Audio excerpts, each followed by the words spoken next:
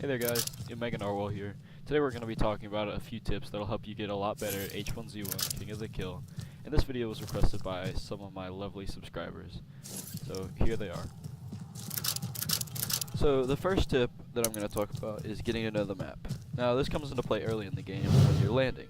Now you want to know where to land when you spawn in so that you can get an edge over the other players by getting good loot and also just having a better spawn point in general when it comes to the safe zone. And the safe zone moves in pretty slow, so you should have time to make changes and react to everything, but you don't want to have to do that if you don't have to.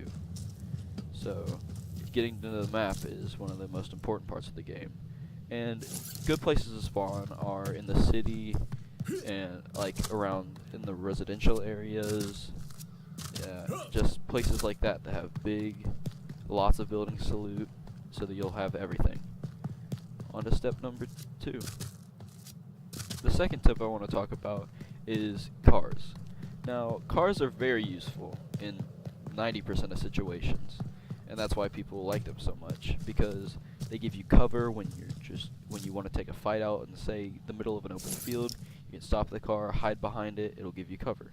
Also, if you need to get somewhere fast, like getting to the safe zone, you'll be able to do that. And if you wind up in a bad situation, you can get out of there in the car also.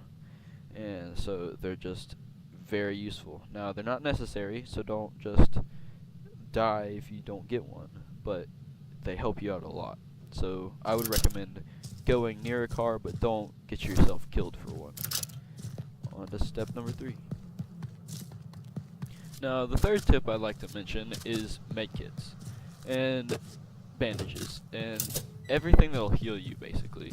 Now, these help you out a lot in a lot of situations, because a medkit will always stop you from bleeding instantly when it's done with the 5 or 6 second craft or use time.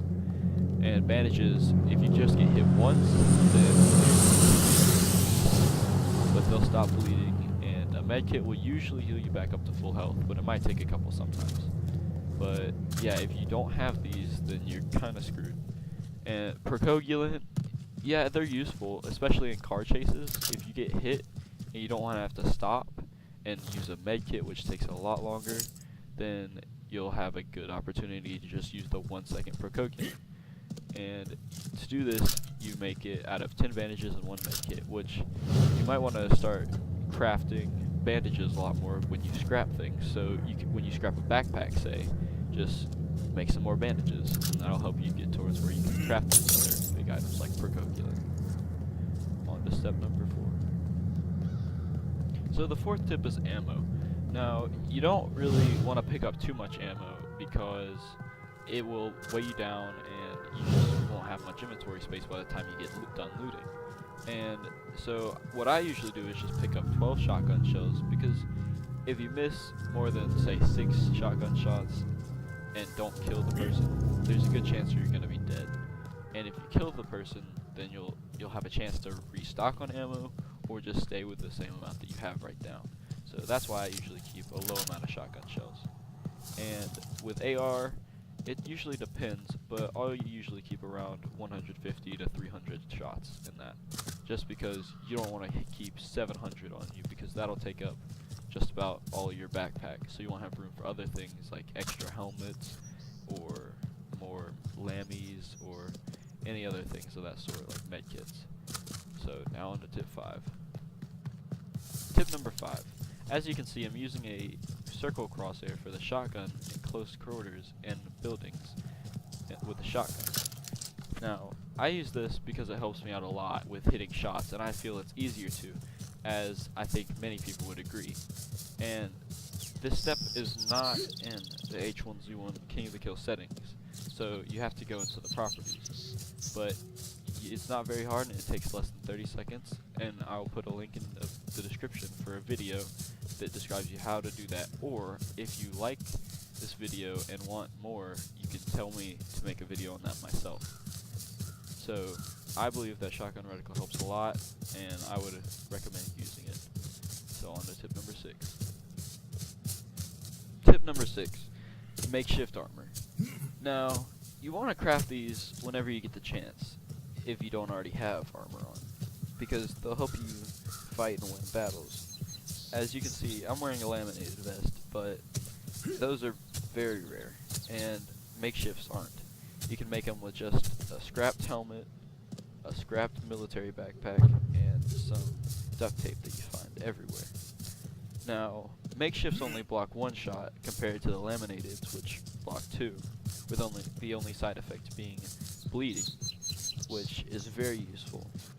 But when it comes to just surviving, makeshifts are better than nothing. And since an AR does about like 25 damage, I'd say, each shot, then this will block a full shot of that, so you won't go down below, say, 95 health, which is very helpful. And on to tip number 7. Tip number 7. Choose your fights. I mean, you might see Ninja and Stormin going off on any sort of game with an AR just peeking out and two-tapping everyone. But as I can tell from experience, not many people can do this, including myself. I am by no means the best H1Z1 player out there. And this means that I need to choose my fights. Now, most fights I prefer to take, but this might not be the same with you. And so any fight that I see where I have opportunity to be sandwiched in between two players, I get out of there. Now, this is just what I do. If you want to go take those risks, go for it. But I see a higher yield in victories when I take my fights that I see myself winning.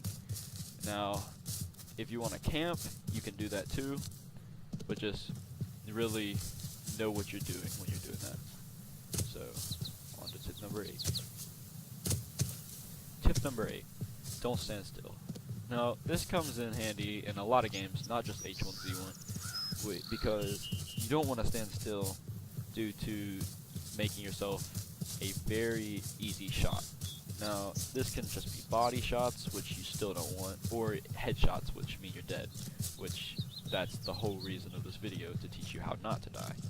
So, if you're standing still, you're going to be really easy, but if you're crouching up and down, or crouching up behind a car and hiding yourself every now and then, making yourself a hard target to hit, making them have to move their crosshair instead of you, is going to maybe increase your odds in winning the fight.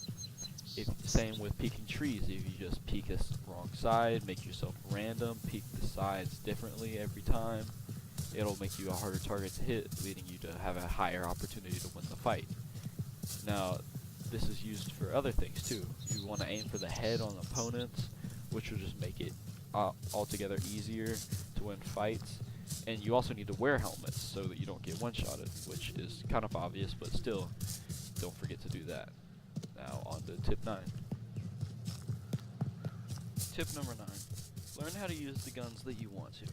Now, in this game, there's only a few primaries, which include the AK, AR, shotgun, and the sniper rifle, which is very rare.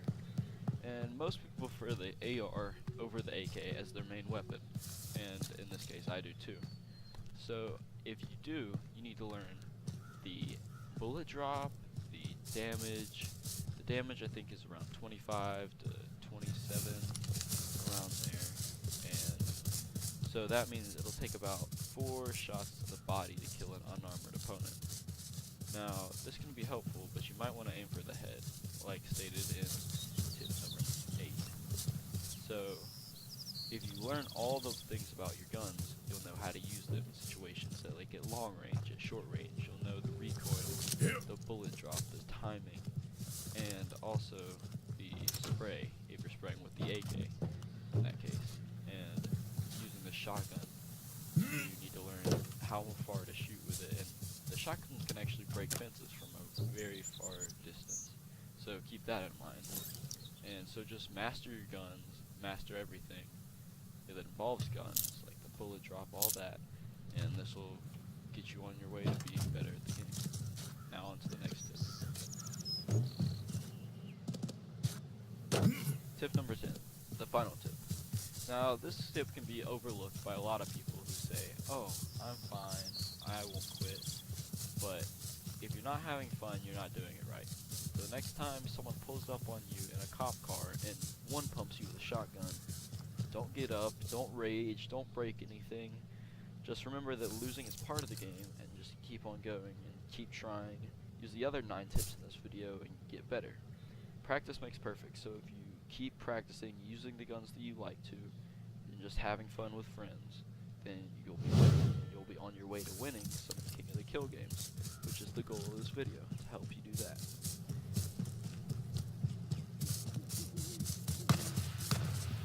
Well, that's it, guys. Hope you liked all 10 tips of this video, and don't forget to like and subscribe if you did. Like this video if you want to see more of these tips. I can post some more that I like to use if you want to. Just remember to keep calm the next time you get one pumped by someone that pushes you with a shotgun. Just remember, practice makes perfect, and with these tips you should improve a lot. So good luck out there.